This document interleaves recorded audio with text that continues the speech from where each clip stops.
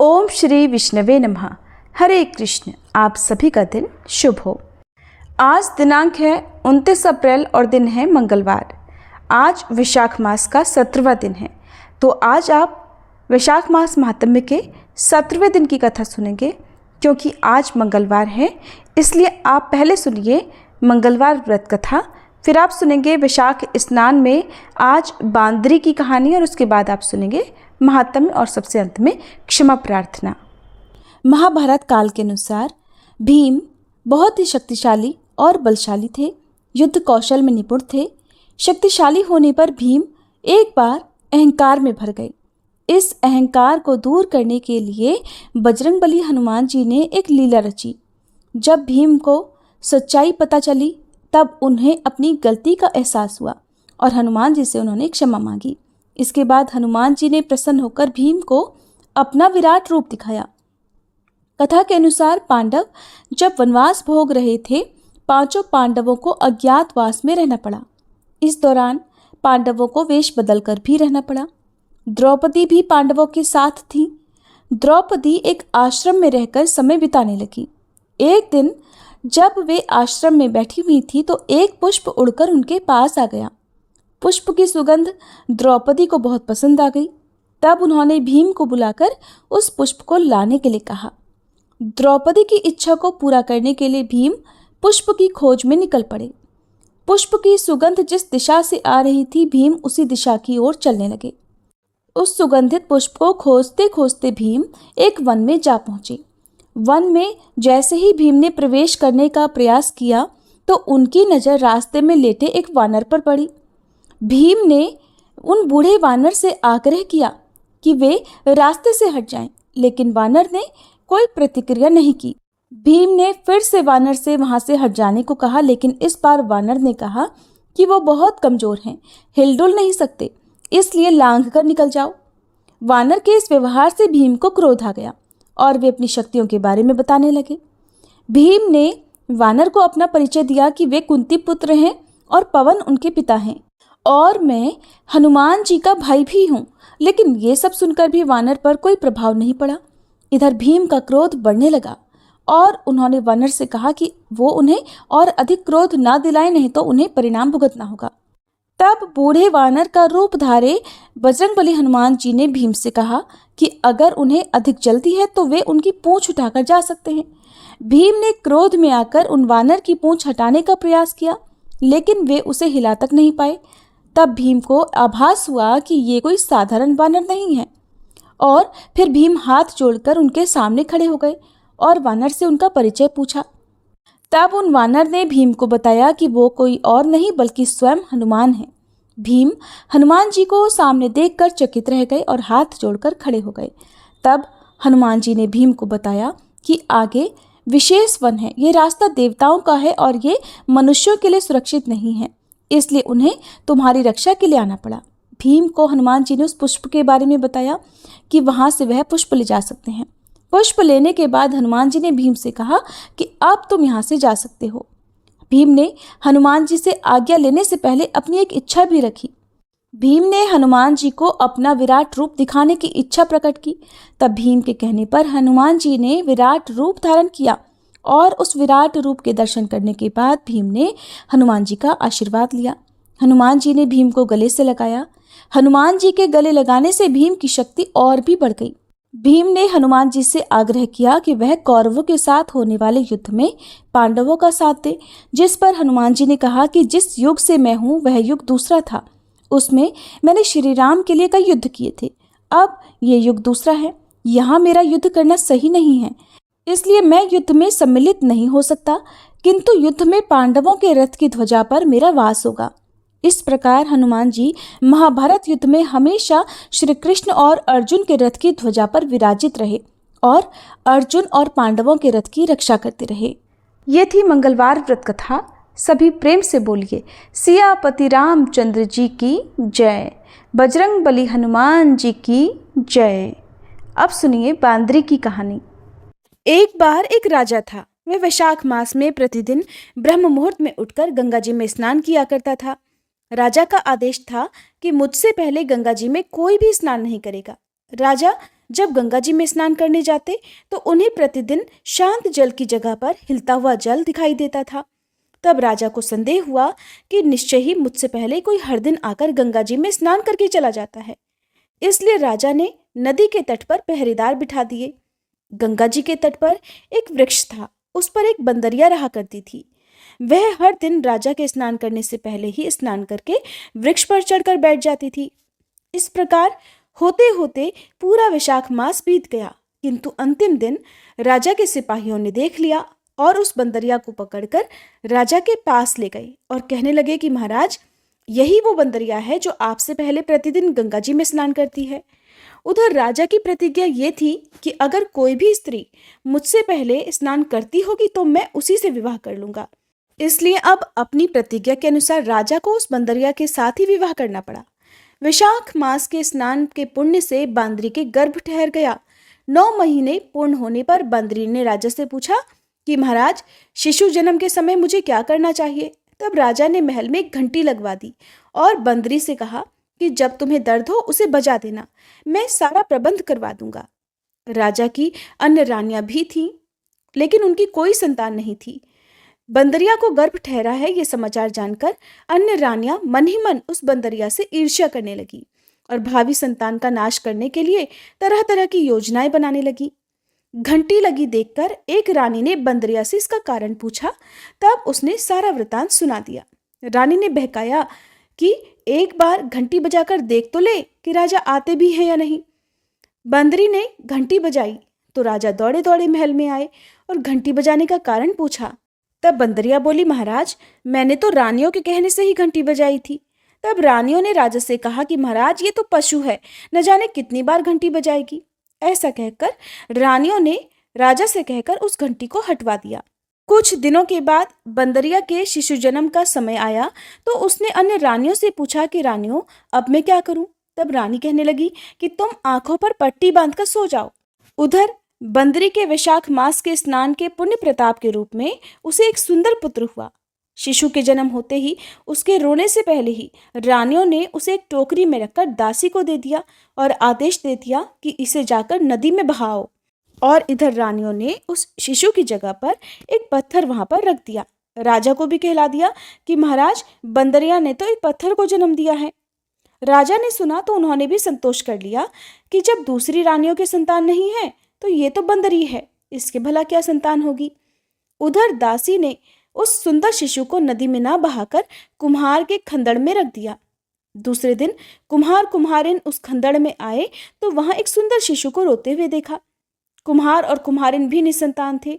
उन्होंने उस शिशु को अपने लिए भेजी गई भगवान की भेंट माना और बड़े प्रेम से शिशु का पालन पोषण करने लगे।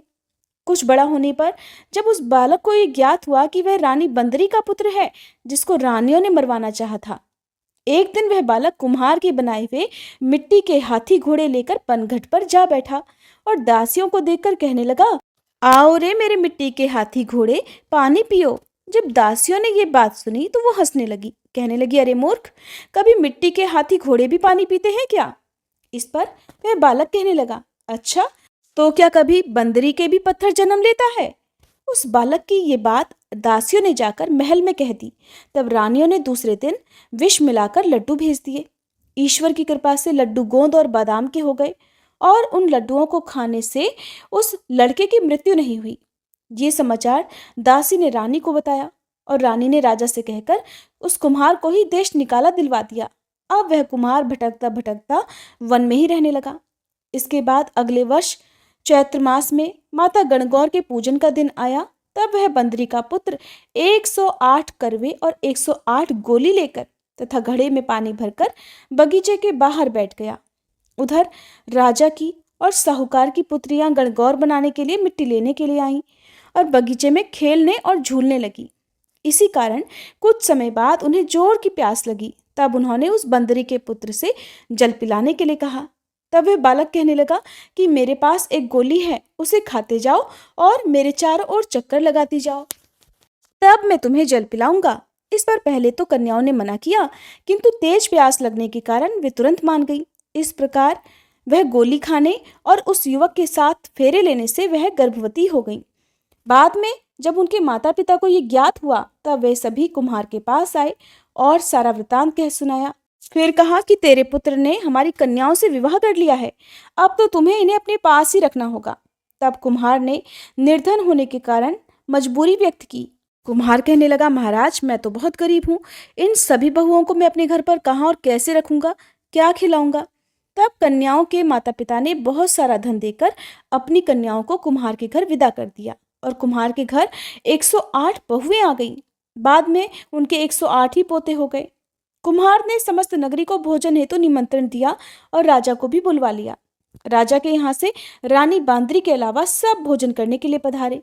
तब वह राजकुमार जो कुम्हार के घर में पला बढ़ा था, राजा की आज्ञा लेकर बंदरी को लेने रथ पालकी लेकर गया और लाकर सभा में सबसे ऊंचे सोने के आसन पर बिठा दिया। राजकुमार ने अपनी सभी पत्नियों को समझा दिया था कि बंदरी मुझे जन्म देने वाली माता हैं।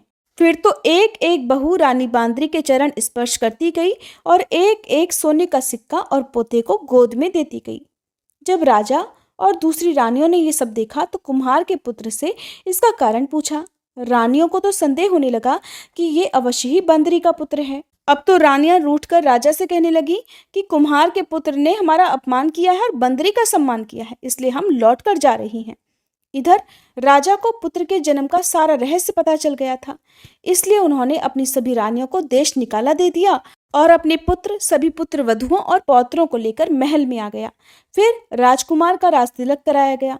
कुम्हार कुम्हारिन को राजकुमार ने महल में रहने के लिए निवेदन किया, किंतु वे नहीं माने। तब राजा ने उन्हें ढेर सारा धन देकर विदा कर दिया।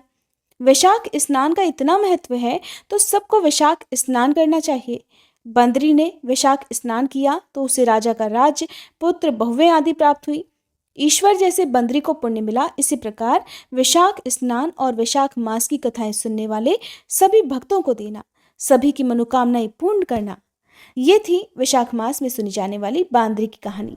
प्रिय श्रोताओ, आपने कान्हा जी के भक्तों की और कान्हा जी की भक्ति की कहानियां तो बहुत सुनी होंगी। आज आपको सुनाते हैं राधा रानी की एक सच्ची कहानी। जैसे कान्हा जी अपने सच्चे भक्तों पर बहुत जल्दी प्रसन्न हो जाते हैं और उनकी पुकार सुनकर वो दौड़े चले आते हैं, उसी तरह राधा रानी भी अपने भक्तों की पुकार जरूर सुनती हैं। एक बार की बात है, एक सेठ जी थे और एक गांव में रहा करते थे। भरा पूरा परिवार था। वो बहुत धनी थे। उनके 3 बेटे थे, लेकिन उनकी कोई भी बेटी नहीं थी। इस बात की कमी सेठ जी को बहुत खलती थी। कुछ समय बीता तो एक दिन सेठ जी की पत्नी का देहांत हो गया। समय का पहिया घूमता रहा। समय हुआ तो विवाह योग्य सभी बेटों का विवाह भी कर दिया गया। सेठ जी का अच्छा खासा कारोबार था। दिन भर सेठ जी के बेटे कारोबार संभालते और शाम होने पर अपने बच्चे और अपनी पत्नियों के साथ व्यस्त रहते। सेठ जी की सुनने वाला अब परिवार में कोई नहीं था। कोई भी ऐसा नहीं था जिससे सेठ जी अपने मन की बात कह सुन सके। सेठ जी को शुरू से ही इस बात का बड़ा अफसोस था कि उनकी कोई बेटी नहीं है और अब उनकी पत्नी भी उनके साथ नहीं थी। उनकी पत्नी भी अब उनका साथ छोड़कर जा चुकी थी। सेठ जी के मन में ये कसक और भी बढ़ने लगी कि उनकी कोई पुत्री क्यों नहीं है। एक दिन एक बहुत पहुंचे हुए महात्मा सेठ जी के घर पर आए और उन्हें दुखी देखकर पूछने लगे कि सेठ जी, क्या बात है? तुम्हें किस बात की परेशानी है? तुम इतना दुखी क्यों लग रहे हो?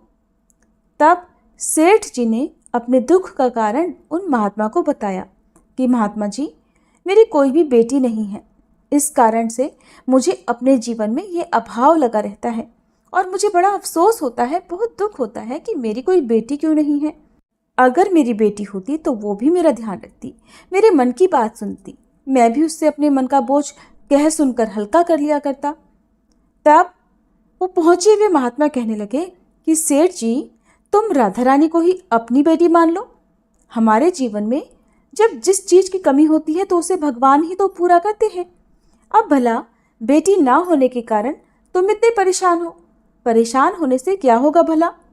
तुम राधा रानी को एक बार अपनी बेटी मान कर देखो और जब भी तुम्हारा मन चाहे, जब भी तुम उदास हुआ करो, अपने दिल की सारी बात राधा रानी से कर लिया करना और फिर तुम्हें ये अभाव कभी नहीं सताएगा कि तुम्हारी कोई बेटी क्यों नहीं है। महात्मा जी की ये बात सेठ जी को बड़ी अच्छी लगी और फिर उन्होंने ऐसा ही किया। खूब खुश होकर बाजार गए और वहां से राधा रानी की एक सुंदर सी मूर्ति खरीद कर ले आए। उन्हें पहनाने के लिए सुंदर सुंदर पोशाकें भी ले आए। हर दिन वो राधा रानी की मूर्ति को स्नान कराते और उनकी पोशाक बदलते, उनसे खूब सारी बातें करते और फिर हर दिन खुद भोजन करने से पहले राधा रानी को भोग लगाते। सोने से पहले ये उनका नियम बन गया था कि वो राधा रानी के साथ खूब बातें करते, दिन भर की बातें राधा रानी को सुनाया करते। ऐसा करते करते सेठ जी दिल से ही राधा रानी को अपनी बेटी मानने लगे और वो ये भूल ही गए कि उनकी कोई बेटी नहीं है और वे इस एक निर्जीव सी मूर्ति को ही अपनी बेटी मान बैठे हैं। लेकिन भक्ति में मगन सेठ जी को किसी भी बात का आभास नहीं था।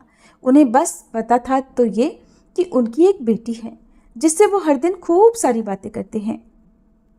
अब जब तक सेठ जी दिन भर राधा रानी से बात ना कर लें या उनकी पसंद का भोजन राधा रानी को ना खिला लें, उनका मन ही नहीं लगता था।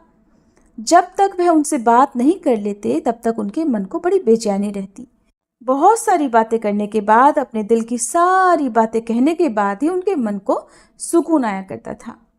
एक बार की बात है, सेठ जी के घर पर चूड़ी बेचने वाली एक मनिहारिन आया करती थी और सेठ जी की बहुएं उस मनिहारिन से खरीद कर चूड़ियाँ पहनती थी। एक दिन वह मनिहारिन चूड़ी बेचने के लिए सेठ जी के घर आई। तब उसने सेठ जी की तीनों बहुओं को उनकी पसंद की चूड़ियाँ पहनाई। मनिहारिन सेठ जी के घर पर बैठी हुई थी। सेठ जी की तीनों बहुएं तो चूड़ियाँ पहनकर चली गईं। उनके ही सामने एक छोटी सी कन्या आई और मनिहारिन से कहने लगी कि मुझे भी चूड़ियाँ पहना दो, खूब सारी रंग बिरंगी। चूड़ी वाली ने सोचा कि शायद सेठ जी के घर पर कोई मेहमान आया होगा, उन्हीं की ये कन्या होगी, तो उसने भी उस नन्ही बालिका को चूड़ियाँ पहना दी। और उसके बाद वो चूड़ी वाली मनिहारिन सेठ जी से पैसे मांगने सेठ जी की दुकान पर पहुंच गई और कहने लगी कि मुझे चूड़ियों के पैसे दे दो। और उसने पहले से अधिक पैसे मांगे तो सेठ जी ने कहा, क्या बात है, तुम हर बार तो इतने रुपए की चूड़ियाँ पहना कर जाती हो, क्या तुम्हारी चूड़ियाँ महंगी हो गई हैं जो हर बार से अधिक रुपए मांग रही हो? तो मनिहारिन बोली कि नहीं सेठ जी, मैंने चूड़ियों का दाम तो नहीं बढ़ाया। हाँ, लेकिन आज मैंने 3 लोगों को नहीं बल्कि 4 लोगों को चूड़ियाँ पहनाई हैं। सेठ जी ने सुना तो कहने लगे, अरे तुमसे कोई गलती होगी, मेरे घर पर तो चूड़ी पहनने के लिए सिर्फ 3 बहुएं हैं, ये लो तुम 3 बहुओं की चूड़ी के पैसे रखो। मनिहारिन भी कुछ नहीं बोली, सेठ जी से पैसे लेकर चुपचाप अपने घर आ गई। शाम हुई तो सेठ जी दुकान से अपने घर पर आए।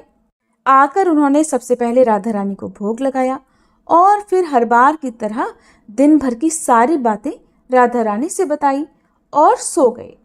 उस रात सेठ जी के सपने में राधा रानी आ गई और बोली, बाबा आपने चूड़ी वाली को मेरी चूड़ी के पैसे क्यों नहीं दिए? जब आप मुझे अपनी बेटी मानते हो तो फिर बताओ मुझे कि आपने मेरी चूड़ी के पैसे मनिहारिन को क्यों नहीं दिए? ऐसा कहकर राधा रानी एक छोटी सी बेटी की तरह, लाडली बेटी की तरह सपने में रोने लगी। ये देखकर घबराहट के मारे सेठ जी की तो आंख खुल गई। अपनी लाडली बेटी को रोता देखकर सेठ जी भी रोने लगे। जब सुबह हुई तो भागे भागे मनिहारिन के घर गए और बहुत सारे सोने के सिक्के उसके पैरों में रख दिए और मनिहारिन से बोला कि बहन, तुम कल सच बोल रही थी कि तुमने कल 4 को ही चूड़ी पहनाई थी और मैंने तो श्री जी को अपनी बेटी माना है। तुम बहुत भाग्यशाली हो जिसको राधा रानी के दर्शन हुए हैं। अरे मैं तो इतने दिनों से उनके दर्शन को तड़प रहा हूँ और तुमने बस एक बार में ही उनके दर्शन कर लिए। ऐसा कहकर सेठ जी रोने लगे।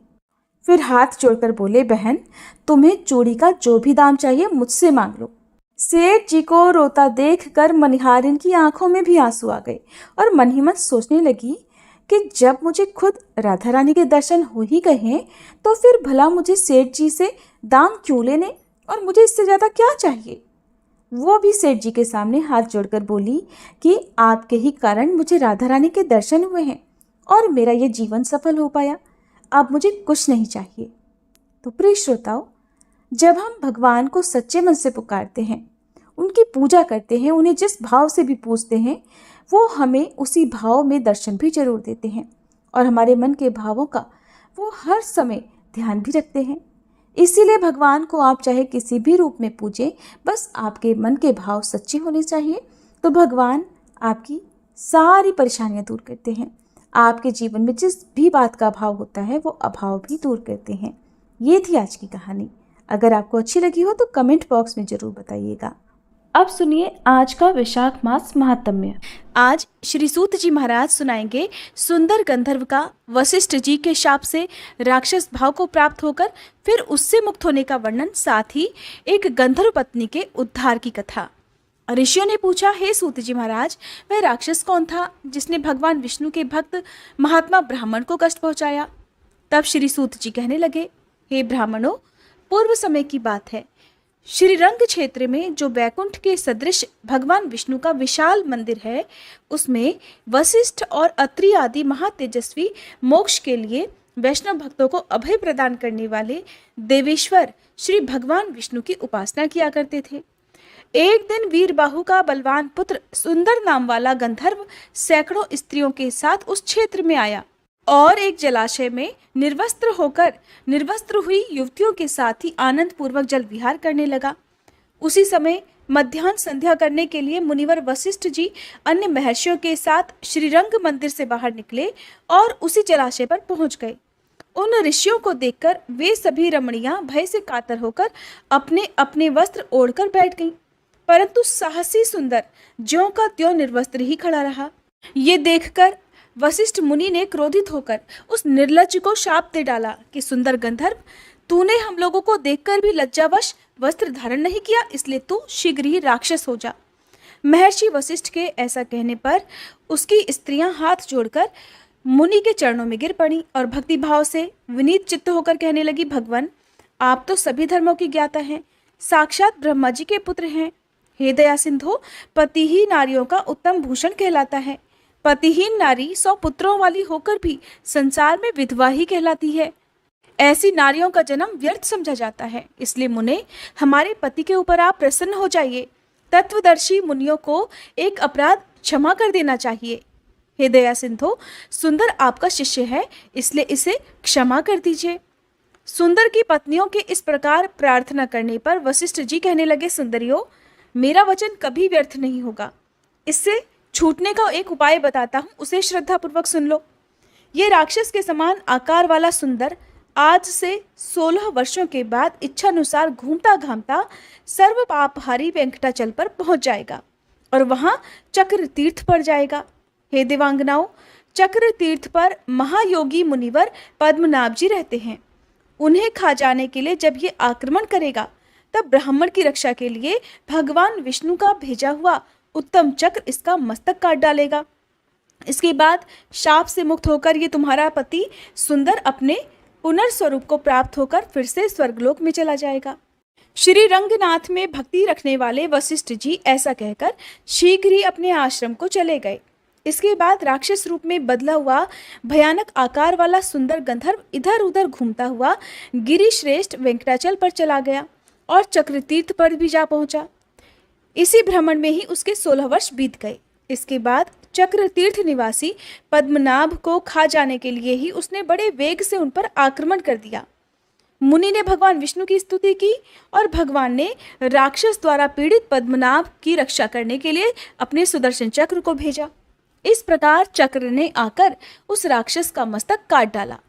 तब वह राक्षस अपना राक्षसी शरीर छोड़कर दिव्य देह धारण करके विमान पर जा बैठा। उस समय उसके ऊपर पुष्पों की वर्षा हो रही थी। उसने हाथ जोड़कर सुदर्शन को प्रणाम किया, फिर उन द्विज श्रेष्ठ पद्मनाभ को भी प्रणाम करके उनकी आज्ञा लेकर सुंदर गंधर्व स्वर्ग को चला गया। ब्राह्मणों, इस प्रकार मैंने उस राक्षस की उत्पत्ति का वृतांत और चक्रतीर्थ का पाप नाशक महात्म्य आप लोगों से बतलाया। इसे सुनकर मनुष्य सभी पापों से मुक्त हो जाता है। ब्राह्मणों, अब घोण तीर्थ का महात्म्य भी सुनो। महापापों में तत्पर, चांडाल कुल में सबसे नीच क्रूर, कुल का नाश करने वाला, कष्टकारक, दान शून्य, सत्कर्म रहित, पशुघाती, परद्रोही, चुगलखोर, पाखंडी, झूठ बोलने वाला, मित्रद्रोही, भ्रूण हत्या करने वाला, पर स्त्रीगामी, स्वामी से द्रोह करने वाला, लालची, ठग, पितृघाती, देवताओं से विमुख, अपनी ही प्रशंसा करने वाला, अयोग्य पात्र के लिए व्यय करने वाला, धर्म में बाधा डालने वाला, अनुकूलता में अंतर डालने वाला, फल फूल और पल्लवों से युक्त वृक्ष को काटने वाला, विश्वासघाती, अग्निहोत्र का त्याग करने वाला, गुरुद्वेषी, पति पत्नी में वैर उत्पन्न करने वाला, गांव का अगुवा, देव मंदिर का अध्यक्ष, वेतन लेकर पढ़ाने वाला, कठोर कर्म करने वाला, पापों में स्वभावतः रत रहने वाला, अनजाने में या फिर जानबूझकर दुष्कर्म करने वाला, इन सभी प्रकार के पापियों को परम मनोहर घोण तीर्थ अपने में स्नान और जलपान आदि करने पर पवित्र कर देता है। इस विषय में अब एक प्राचीन इतिहास सुनाऊंगा जो सभी पापों का नाश करने वाला है। आप सब ध्यानपूर्वक सुनिए।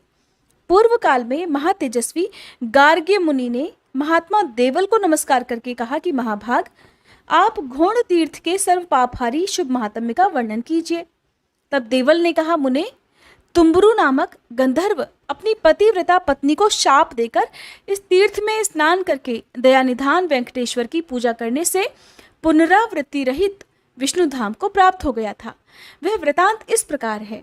एक दिन तुम्बरु नामक गंधर्व ने अपनी प्यारी पत्नी से इस प्रकार कहा, देवी, सब पापों का नाश करने वाले माघ मास में सूर्योदय के समय इस तट पर भगवान विष्णु की पूजा करनी है। इसलिए गोबर से तुम इस भूमि को लीप दो और इस माघ मास में प्रतिदिन माधव के लिए दीप बत्ती बनाओ। भगवान के आगे भक्ति पूर्वक धूप समर्पित करो। पवित्र होकर भगवान के लिए रसोई तैयार करो और मेरे साथ रहकर परिक्रमा तथा नमस्कार आदि के द्वारा भक्ति पूर्वक भगवान की पूजा करो। नित्य प्रति आलस्य छोड़कर भगवान विष्णु की पुराण कथा सुनो। नित्य सवेरे स्नान करके यत्न पूर्वक श्री हरि का चरणोदक पान करो। श्री कृष्ण, श्री विष्णु, मुकुंद, नारायण, जनार्दन, अच्युत, अनंत और विश्वात्मन इत्यादि भगवान नामों का सदा कीर्तन किया करो और क्रोध तथा लोभ आदि का परित्याग करके व्रत नियमों का पालन करो। इससे तुम्हें भव बंधन से छुटकारा मिलेगा और सनातन विष्णु धाम की प्राप्ति होगी। स्वामी का ऐसा कथन सुनकर गंधर्व की उस प्यारी पत्नी ने क्रोधित होकर उत्तर दिया, आर्यपुत्र, माघ के महीने में तो बहुत सर्दी पड़ती है। उस समय प्रातःकाल जबकि सूर्य का तेज भी बहुत मंद रहता है। सूर्योदय काल में भला कोई कैसे स्नान करेगा? माघ में उस समय ठंड बहुत होती है। इसलिए आपके बताए हुए ये सब कार्य तो मुझसे बार बार नहीं हो सकेंगे। इसलिए प्रातःकाल में मैं आपके साथ स्नान नहीं करूंगी, क्योंकि अधिक सर्दी पड़ने से अगर मेरी मृत्यु हो गई तो उस समय आप तो मेरी रक्षा करेंगे नहीं। पत्नी की ये बात सुनकर तुम्बरु ने सोचा कि धर्म विरुद्ध चलने वाले पुत्र को, अप्रिय वचन बोलने वाली पत्नी को और ब्राह्मण तथा ईश्वर को न मानने वाले राजा को तत्काल ही शाप के द्वारा दंड देना चाहिए।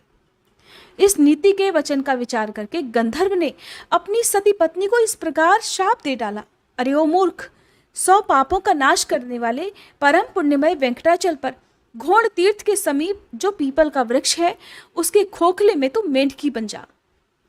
पतिदेव की ये बात सुनकर वह गंधर्व वल्लभा उनके चरणों में गिर पड़ी और प्रार्थना करने लगी।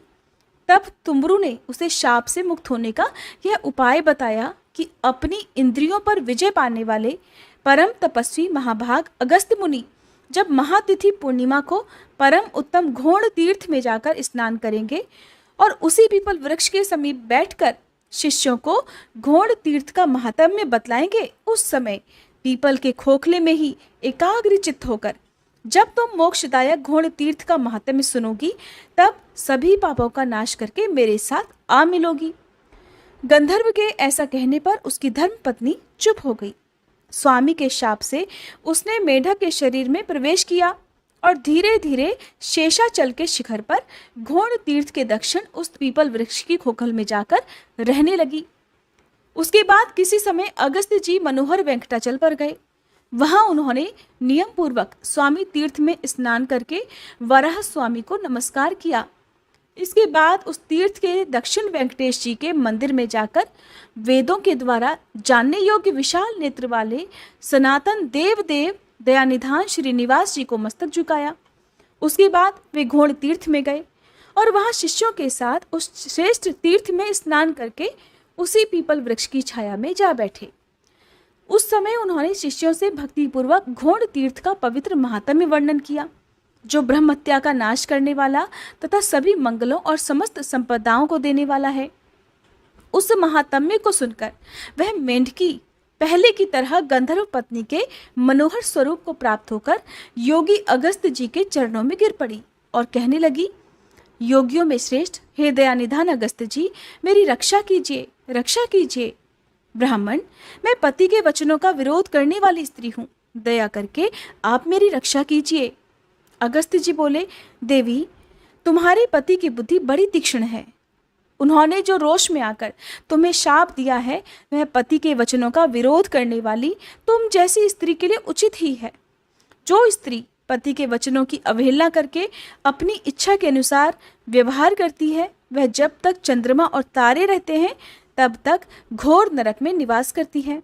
स्त्रियों के लिए स्वतंत्रता उचित नहीं है, उन्हें पति की आज्ञा का उल्लंघन नहीं करना चाहिए। स्त्रियां पति की सेवा तथा पतिव्रत्य रूपी पुण्य से ही भगवान विष्णु के परम धाम में जाती हैं। स्त्रियों के लिए पति ही माता है, पति ही विष्णु है, पति ही ब्रह्मा है और पति ही शिव है। पति ही गुरु है तथा पति ही तीर्थ है, ऐसा विद्वान पुरुष मानते हैं। पति की बात टालकर जो स्त्री दूसरे पुण्यों में सदा लगी रहती है वो भी शुद्ध नहीं होती। वही स्त्री जब पति की प्रेरणा के अनुसार चलती है, पति की बुद्धि के अधीन रहती है और पति के चरणार बिंदों के पवित्र जल से अपना अभिषेक करती है, तब भगवान को प्रिय होती है। इसलिए तुम्हारा किया हुआ दोष ही तुम्हें इस शाप के रूप में प्राप्त हुआ था।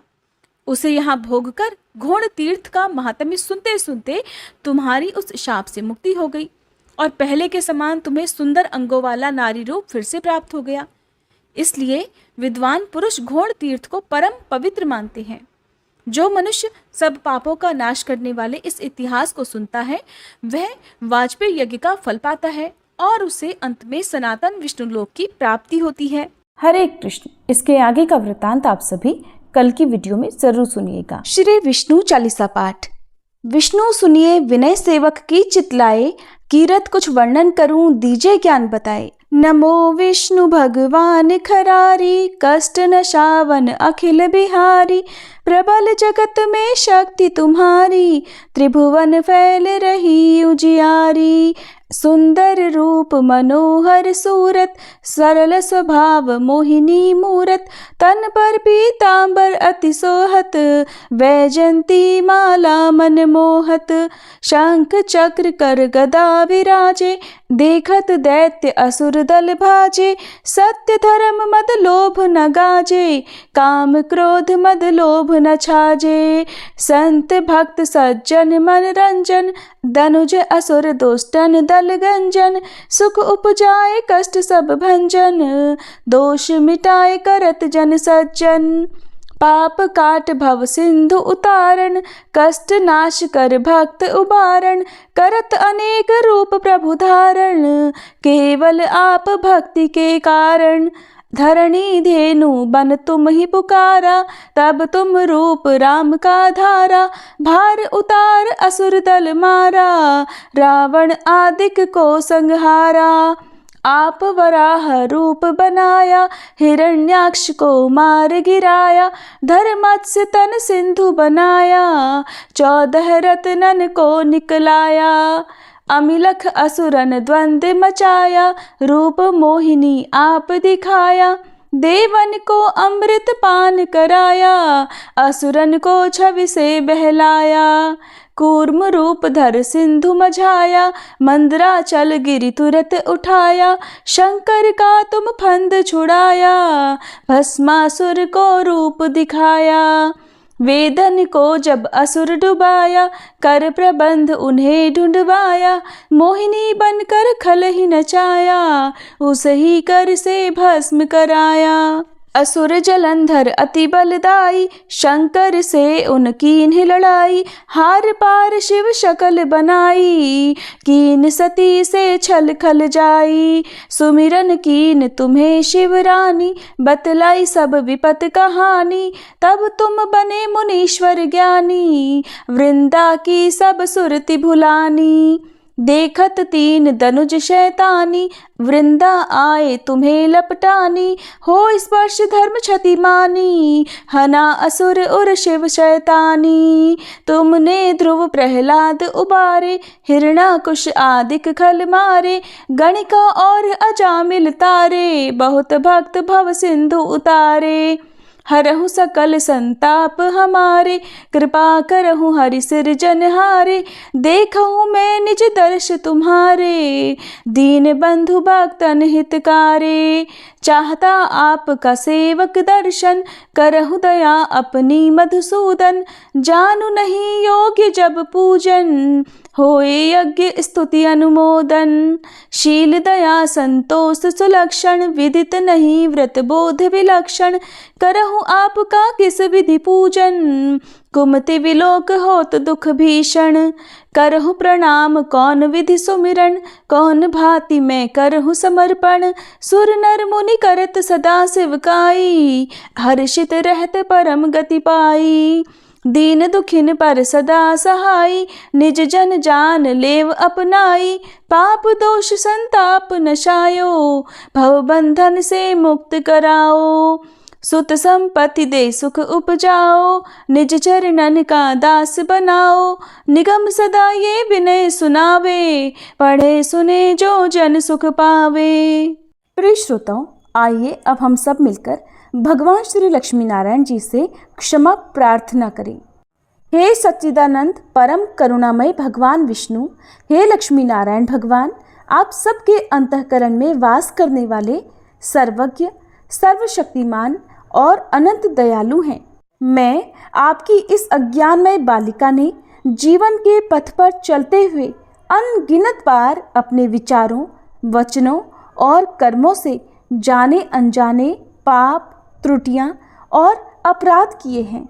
हे प्रभु, कभी किसी के साथ कटु व्यवहार किया, कभी अहंकार में कुछ ऐसा बोल गई जो आपकी मर्यादाओं के विरुद्ध था।